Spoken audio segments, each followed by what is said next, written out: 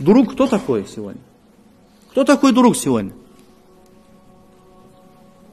Друг это тот человек, который, посмотрев на своего друга, может определить его беду, его несчастье.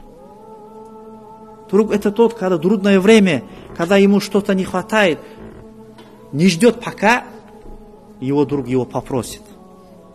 Друг это тот, когда какая-то беда постигает, первый бывает. Не тот друг, который сегодня собирается в кафе, хи-хи-ха-ха, и на этом заканчивается. Или чай пьют где-то, потом обсуждают друг друга. Это не друг. Это враг ему. Это враг, братья. Сегодня несколько, я даже своим муталимам говорил, приходят, которые попадают в долги, люди приходят, которые живут нормально, жили нормально. И просят помощи, помоги как-нибудь. Нету ли помощи, как-нибудь оказать, объявить. Когда я говорю, у тебя же этот же друг, тот Хаким друг, ты же постоянно с ним бываешь. Да нет, я не хочу, чтобы мои проблемы они знали. Так зачем тогда дружишь с ним-то? Зачем такие друзья нужны? Друг это тот человек, который в беду в первую очередь должен быть впереди.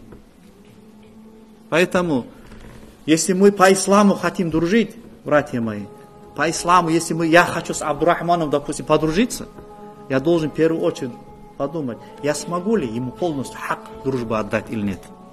Я расскажу такой случай. Один богатый человек был, рахимахуллах, он ушел из жизни. В 90-е годы он очень богатый человек был, попал в беду. Когда он был богатым, к нему ходили все люди. Ходили, много друзей у него было, постоянно застолье бывало у него. Постоянно его уважали везде. С его именем гордились. Он попал в беду. Все деньги как ушли у него.